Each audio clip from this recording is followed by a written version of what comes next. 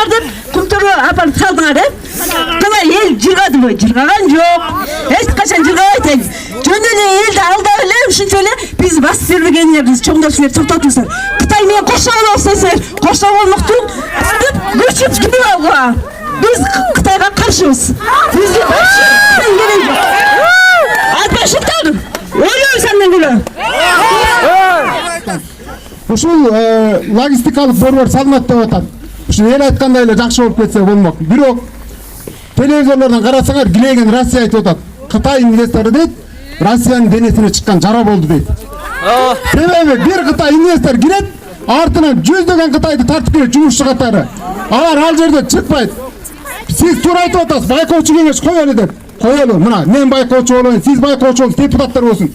5 жылдан кийин ошо байкоочулар чайкоочу кеңеш болуп калып атат. Учурда мына биз 10 жылдан кийин эмнени элестете алабыз? 10 жылдан кийин. Урматтуу Жакып Бойдунович, азыр сиз элдин калың катмарындагы жашоону көрүп, жүрөгүңүз менен бооруңуз ооруп, ушулар жашоосу оңолуп кетсин деп атасыз. Туура, оңолуп кетсин. Бирок 10 жылдан кийин ал жерде жанагы бизге кирген Кытайдын инвестору, Кытайдын акчасы менен кирип атат. Ал инвестор өлүп калса, ал инвестор салган акча, ишкана түздөн-түз Кытайдын мамлекетине өтөт. Кытай мамлекети ал жерге өлүп калат. Туурабы, же мен жалган айтып атамбы?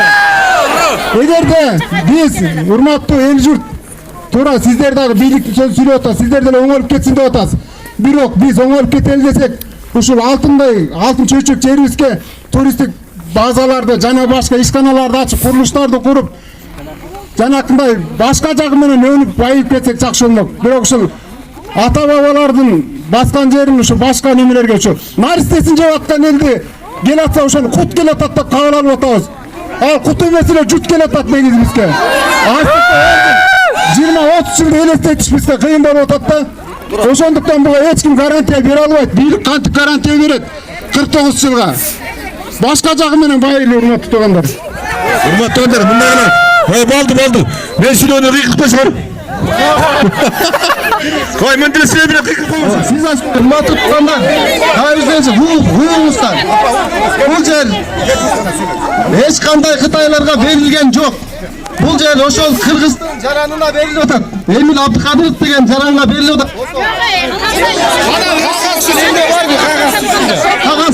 Кагаздын баары мына жакында келет. Элге көрсөтсөңөр ана неме? Кагаз бар, бардыгы ачык айкын болот. Кагазда мөөнөтсүз деп жүрөт. Дагы кагазда мөөнөтсүз. Бул жер ошону түшүндүрүп берейин, урматтуу туугандар. Бул жер мамлекеттики. Эркин экономикалык аймактагы мамлекеттики. Биз мамлекеттин жерин ал сезге андага бере албайбыз. Ошон үчүн мамлекетке мөөнөтсүз бердик. Эл болсо мамлекет. Жерден бардык нерсени элечи эки бети өрмөспү? Ошо эки бетин эле жаман жагын кармай өрбөй, жакшы жагын да гана иштеп көрбөйлү ошо ягынча. Урматтуу туугандар, бул жерде канча тылаган жакшы нерселер болушу мүмкүн. Болот, кандай болбойт? Пайда эмес, канчага чейин жүрөбүз? Ушул жашоо менен канчага чейин жүрөбүз? Ким жүрөт? Эч ким кепил болбойт да. Эч ким боло албайт кепил эртеңки жашоого. Биз деген ошону этиги жогору жак менен окаткызыбыз керек баарыбыз тең. 5 кишинин сөзү менен эле кээ эме кылабыз. Ар ким өзүнүн жашоосу менен жашаш керек. Жөн эле эме кыла бербеш керек бизге. Силерс көз карашыңыз кандай апа Кытайларга санап турчу логистикалык центрибизде? Мен каршымын Кытайлардын киргенинечи. Мисалы үчүн бир неме инвестор Кытай деп атат. Кытай 100 Кытайды алып келет, 100 Кытай андан кийин бир 5 жылдан кийин тиги 100 Кытай эмес, бир Кытайды да чыгара албай калабыз биз. Жерибизди тепсеткибиз келбейт. Биз энелер жер саткан, энесин сатканга барабар. Мисалы үчүн чоңдор мисалы үчүн өзүнүн чөнтөгү үчүн эле иштейт. Биз үчүн дегеле бир иштеп көргөнүбүз. Азыр биякта чоңдор жыйналышып берди, эмне деп сүйлөштү чоңдор мисалы? Чоңдордун мисалы баакыда илгерки 30-28 жылдан бери алдоолорун сүйлөп атат, бизди алдап. Биз мисалы үчүн азыр түшүнүп калганбыз. Бул аким ошо 49 жыл бияка сүйлөсөчү, видео көрөсүз. 49 жыл аким боло албайт да, бул гараж бергидей. Эмнеге? Эртең акимден түшүп калса анан Мисалы үчүн кереги жок. Кытайлардын киргенине гарантия бере албайт. Мисалы үчүн бир Кытайды да чыгара албайт керек болсочу. Харгосточу ушундай эле Казакстандын Харгостун базарында жалаң Кытайлар гана кассирде отурат. Қазақ балдар чуркып қана көпшілдалап жүріп қызмат қылып жатыр. Biz деген немедей болып çögülöp iştegенди жаман көрөбүз. Biz çögülöp iştebeyiz Кытайдардын астында. Өзүбүзгө багып келатканбыз. Biz бул Кытайлардын киргенине каршыбыз. Эч кандай biz Кытайлардын киргенине уруксат бербейбиз. Нарын областы деген картошка менен эле жан сактайт. Бизде тиги химикат келсе эчтеке өспөй калат. Биз баарыбыз каршыбыз. Кереги жок. Салбай эле койсун. Керек болсо могул аким өзү салгандан кийин 1 айдан кийин барып кирсе, керек болсо ошо акимди киргизбейт.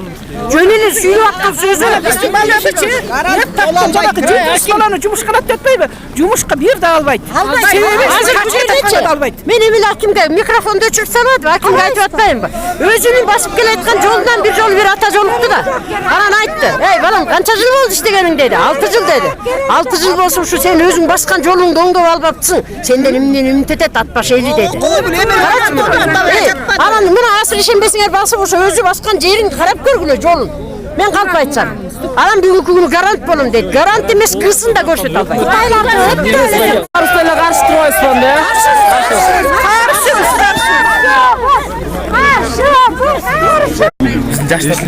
Баарыбыз тең ойлонолу, жаштар баарыбыз тең.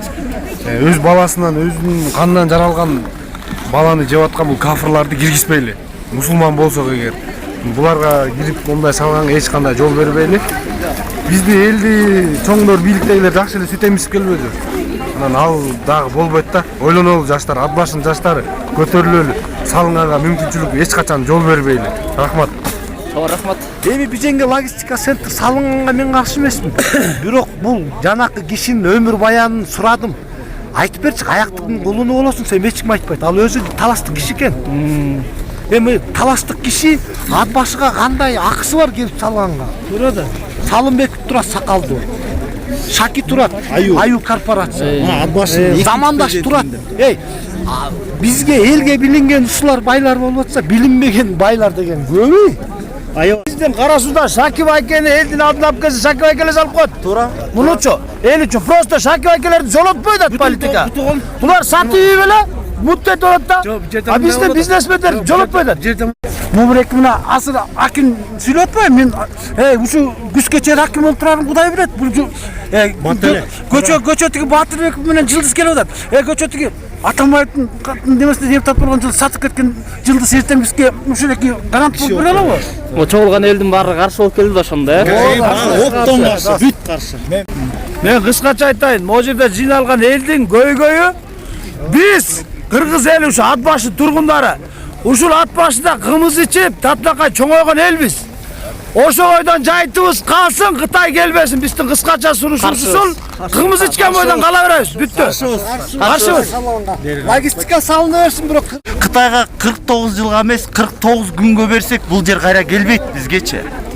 Биз менин лично жалгыз оюм Украина сурап атат, 200 гектар дагы ижарага бергиле деп. Турция сурап атат. Берсин, ошолорго берсин, салсын ошолор. Же биздин өзүбүздүн байлар салсын, өзүбүздө байлар бар, аю бар.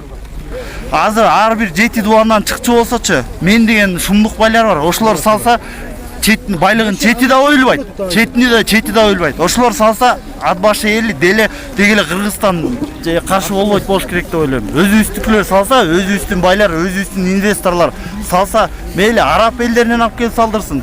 Эл каршы эмес. Кытайга каршы. Эл логистикага каршы эмес, салына берсин. Кытайга каршы эл. Мен сөзүм ошол. Рахмат.